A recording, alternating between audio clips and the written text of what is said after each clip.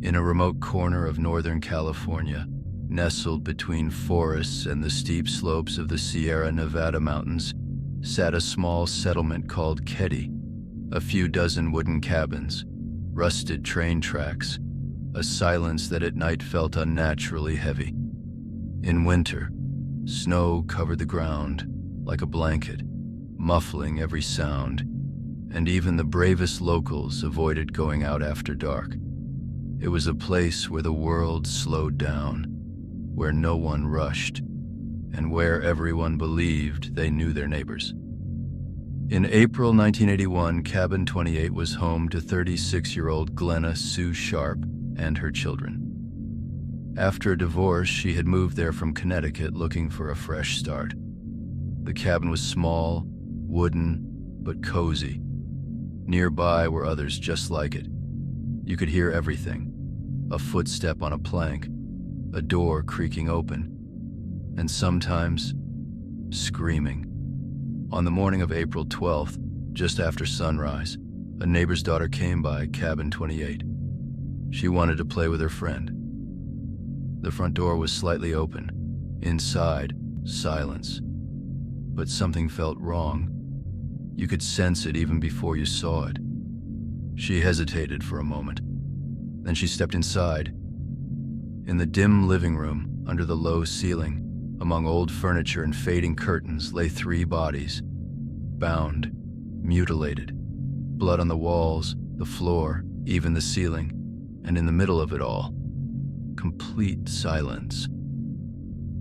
Sue Sharp was a woman trying to escape from her husband, from her past, from the fear that had crept too far into her home. In 1980, she packed up her 5 children and drove across the country, from Connecticut to California. She was looking for a new beginning, a better life, maybe just peace.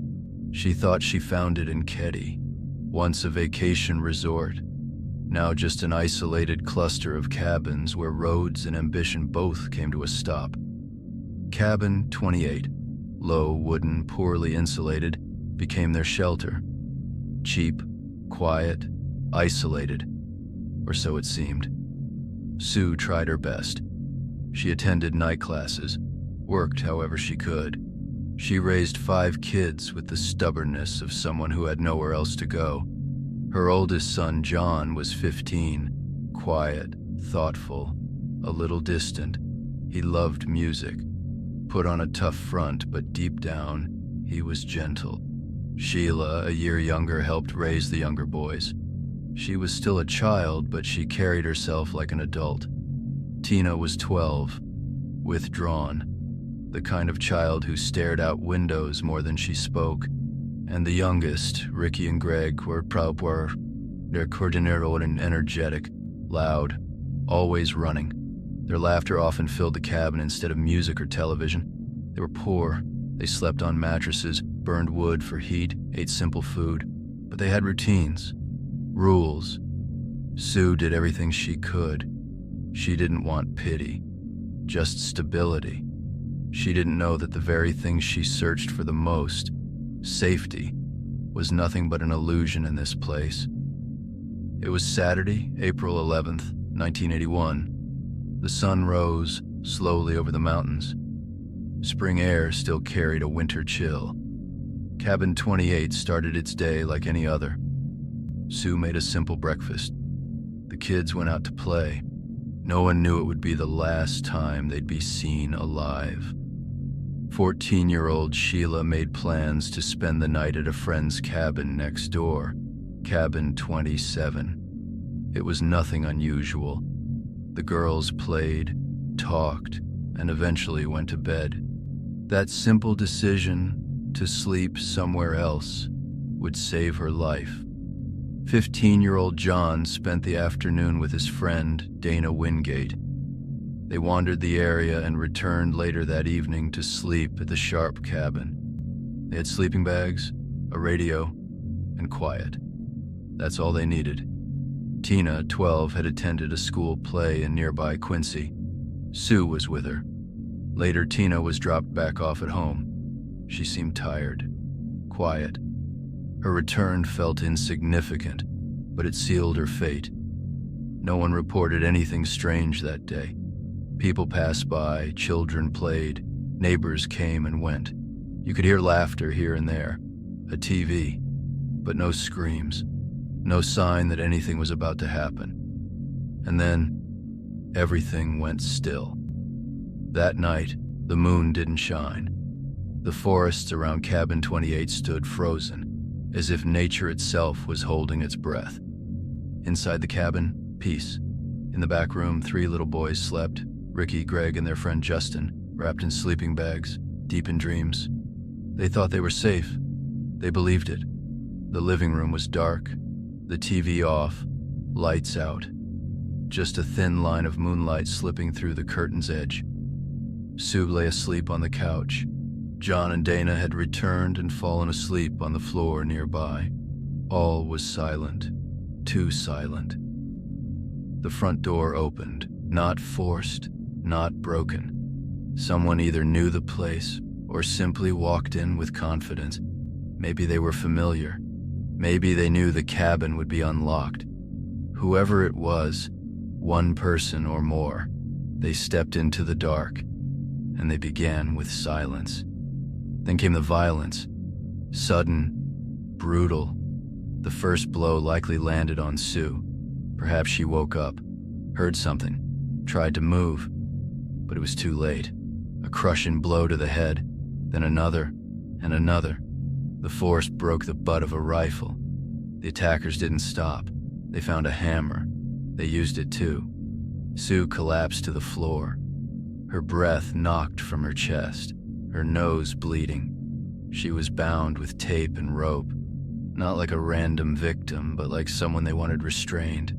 Before they finished her off, John likely woke up, or he had never been fully asleep. He heard the noise, the screaming, tried to get up, maybe grab something to defend himself. But he was young. He had no chance. The room showed signs of a struggle, but not for long. It was fast, savage, final. Dana was struck multiple times in the head. One blow shattered his jaw, another crushed his skull. His wrists and ankles were tied so tightly the skin was cut. He may have still been conscious when they struck again and again. John's throat was slashed, his face unrecognizable. Blood pooled around him like a shadow. The walls, the carpet, even the ceiling. This wasn't just murder, it was obliteration. Sue lay face down. A knife was lodged between her shoulder blades. A second hammer left on the floor. Her face so mangled it was almost unidentifiable. She died knowing her children were next. And then, Tina was gone. The 12-year-old girl who should have been in that cabin simply disappeared. Her shoe was found near the door, a small jacket, but no body, no trail. She wasn't among the dead, which made her fate even worse. No one knows what happened in those moments. Did she witness everything, hide in the dark, whisper for her mother? Or did they take her? And if so, why her? In the back room, the 3 boys kept sleeping, or so they said. One of them, Justin, would later speak of strange dreams, of a man with a mustache, with a hammer. But dreams blur when you grow up beside horror, separated only by a wall. Someone came in, killed 3 people, vanished with a child, and left a room that looked like war. And somehow, no one heard a thing. The massacre likely lasted dozens of minutes, but the outside world stayed quiet. No one knocked. No one called the police. Cabin 28 became a tomb, and no one even noticed. The next morning unfolded like any other. The sun climbed over the ridgeline, painting trees gold, warming cold tracks. Keddie woke to silence, but in Cabin 28, that silence was different. Sheila Sharp returned from her friend's house. Her breath steamed in the morning air. She expected to find her family, maybe still sleeping, maybe already eating breakfast.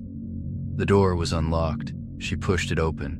What she saw inside would never leave her. One step, maybe two. Then she stopped. The room was dark, but even in shadow, the sight was unmistakable. 3 bodies, bound, beaten, bloody, and she recognized them. Her mother, her brother, Dana. She didn't scream. She turned, ran, back to her friend's cabin. The door swung behind her. They called the police. Help arrived. Too late to save anyone, and maybe too late for justice. Deputies arrived expecting a domestic dispute, a robbery. What they found changed them.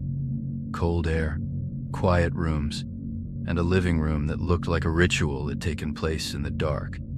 The bodies were mutilated, tied, tape over mouths and wrists, weapons left behind. Hammers, knives, a broken rifle, blood everywhere. It was chaotic, but calculated. The killers had taken their time. And then they found something no one expected. In the back bedroom, 3 boys sat huddled in the corner. Greg, Ricky, Justin, alive, unharmed, silent. One cried, one stared at the wall. The third said nothing. They had spent the entire night in that room, just feet from death. Maybe they heard everything, maybe nothing. No one killed them, no one even touched them. The question, why, lingered like smoke. Just like the question, where is Tina? She was 12, not in the room, not in the house. She had vanished. Only her belongings remained, but she was gone. And the longer she stayed gone, the more terrifying it became. At first, police assumed she fled in shock, hid in the woods, got lost. But days passed, then weeks. No phone calls, no ransom, no sign of life. The investigation started quickly, but badly. The crime scene was contaminated. Neighbors walked through the cabin before police arrived. Evidence was moved, bodies disturbed. And worst of all, some clues vanished. Taped phone calls from that night, gone. Possible murder weapons, never recovered. Dozens of people were questioned. Neighbors, friends, local suspects. 2 men drew attention, one with a violent past, the other known to spend time with Sue. Both were interviewed, neither charged. But suspicion lingered. They knew the cabin. They lived in Keddie, and years later a recording surfaced. One of them talked about the murders, but it wasn't enough. Detectives couldn't connect the dots. And when facts fail, people build theories. Some believed Sue knew something about drugs, crime, or people she shouldn't have. Others thought it was revenge, a warning that turned deadly. But why such rage, and why take Tina? 3 years passed. Then in 1984, an anonymous call came in. A man said there were human remains near Feather Falls, 50 kilometers from Keddie. Officers went to check. They found a skull, bones, a child's clothing, a bit of videotape, silent but truthful. It was Tina Sharp, too decayed to determine how she died, but it wasn't natural. She had been taken, and she was dead. No one knew when or how, only that someone carried her away and left her in the woods to disappear. The case reopened, but instead of answers came more frustration. Someone knew what happened. Someone said nothing. Years passed. New detectives reviewed the files and found missing statements, damaged photos, silence. Some believed the killers were known, that the case was buried, witnesses intimidated, neighbors scared. The community closed in on itself. Keddie didn't want to dig up old pain. The case remains unsolved, not because there's no truth, but because no one wanted to face it. Keddie is no longer what it once was. Cabin 28 was eventually torn down, as if someone wanted to erase the memory that anything had ever happened there. But traces remained, in those who survived, in those who searched until all they found was frustration. Children grew up, officers retired, witnesses died, and the killer, He might still be out there, watching the world, unpunished, unafraid. Maybe that's the most terrifying part, that real evil doesn't wear a mask. It isn't fiction, and it doesn't disappear when the credits roll. Keddie isn't just a case, it's a reminder. That home isn't always a sanctuary, and sometimes no one is coming to save you. What do you think happened? Why would someone commit such brutal murder, sir, and never be caught? What really happened to Tina, and what would you do if one morning you walked into a room full of bodies? Tell us in the comments. And if you want more real-life nightmares, subscribe. That's all for tonight. Stay safe. I'll see you next week.